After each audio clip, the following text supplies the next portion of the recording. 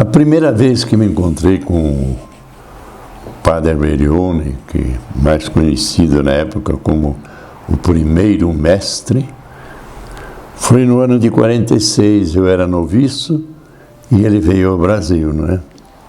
O entusiasmo foi muito grande, todos naturalmente. Saímos a pé aqui da Vila Mariana, fomos até o aeroporto Congonhas para recebê-lo. Foi uma festa extraordinária, tudo bem.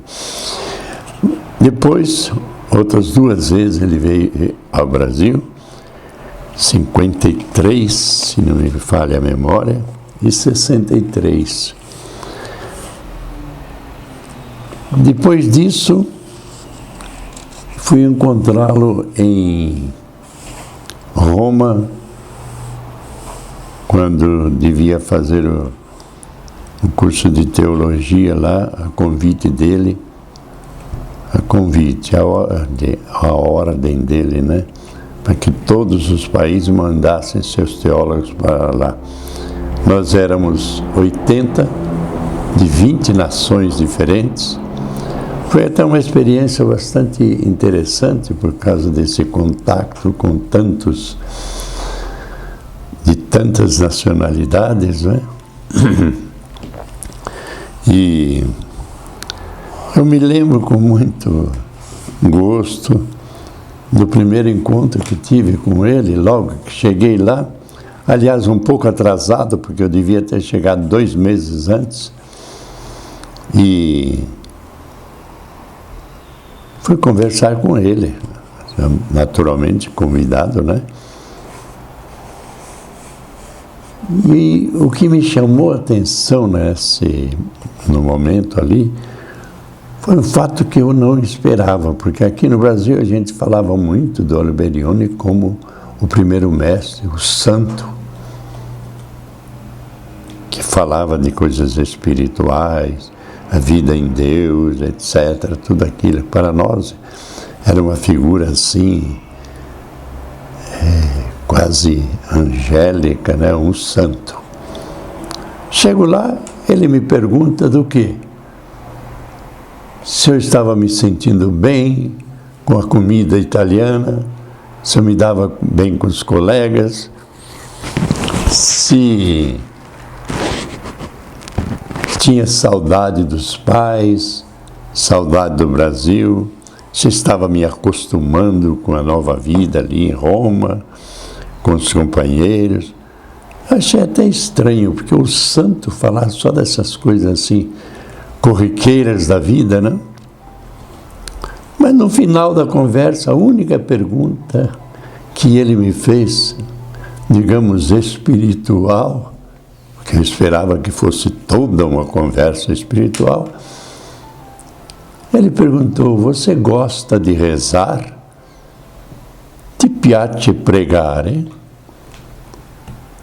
Eu respondi assim,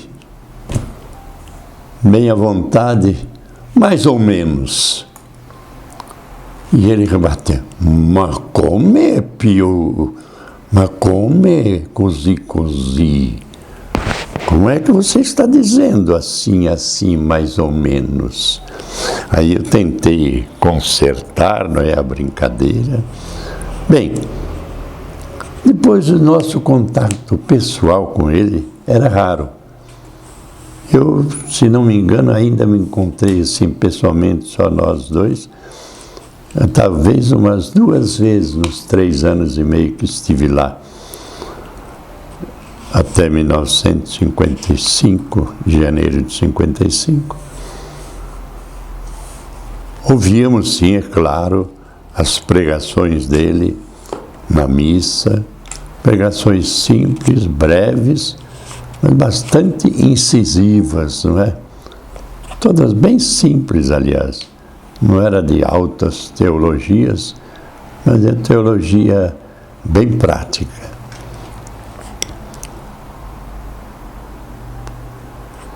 Em 55 voltei para o Brasil. Em 71 ele partiu para a casa do pai, não é? As lembranças que eu guardava dele é que Todos os dias via quando ele passava, descia da casa dele, ia para o santuário Rainha dos Apóstolos, chegava sempre antes de todas as comunidades, lá na cripta que ele achava o centro considerava como o centro do templo, né? Ali aguardava. Não era todos os dias que ele presidia a celebração eucarística, mas sempre que presidia, 1 ou 2 vezes por semana, ele fazia naturalmente a sua pregação simples, clara e breve, que marcava bastante a gente, exatamente pela simplicidade e clareza. Como disse, ele tinha um grande apreço pela cripta, porque ali se reunia toda a família paulina. No centro, o altar, de um lado, os estudantes maiores, teologia, filosofia, à frente, os seminaristas menores, e na transversal, de um lado as pias discípulas, do outro as paulinas. Era o encontro da família mesmo, que ele prezava muito, que se encontrasse. Muitas lembranças pessoais não tenho dele nesse tempo, porque, como dizia, a gente tinha pouco contato pessoal mesmo, a não ser aqueles que trabalhavam mais próximos, não é? E depois era uma turma muito grande, como disse no início, cerca de 80 estudantes de teologia reunidos ali em Roma para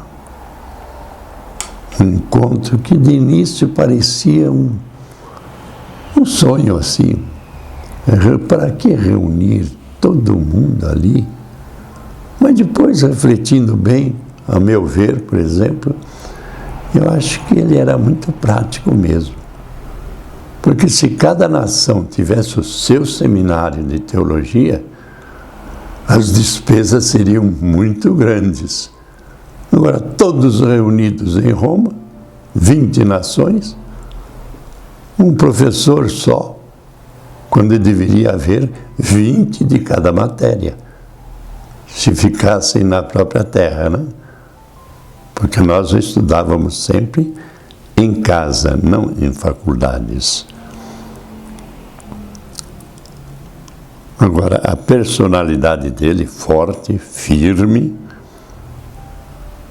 inspirava muita fé, muita confiança na vida e na simplicidade que ele demonstrava sempre, ele era um incentivo grande para a gente continuar firmes também.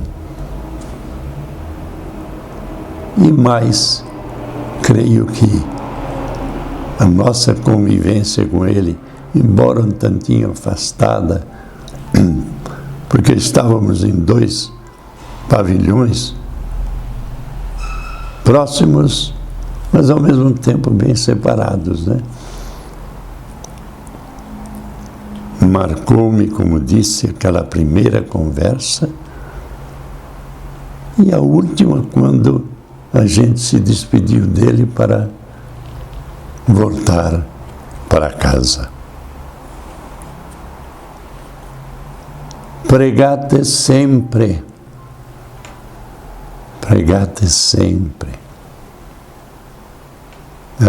Talvez o que mais ele nos repetia: rezem, rezem sempre. E nós depois, claro, procurávamos desenvolver essas palavras tão simples. Rezem sempre. não era outra coisa para nós que o eco das palavras do Mestre. Rezem sempre.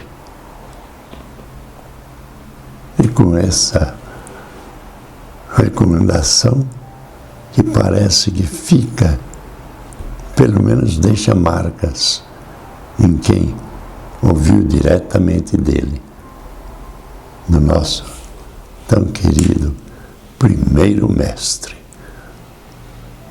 Hoje falamos mais em Tiago Alberione, que eu ainda não me acostumei a falar muito, porque parece que dizendo o nome dele, a gente o coloca um pouco afastado, pelo menos para nós, que o tratávamos sempre como aquele que refletia entre nós o único mestre, e que por costume dos menores chamávamos de primeiro mestre, porque primeiro na representação do único mestre, Jesus Cristo.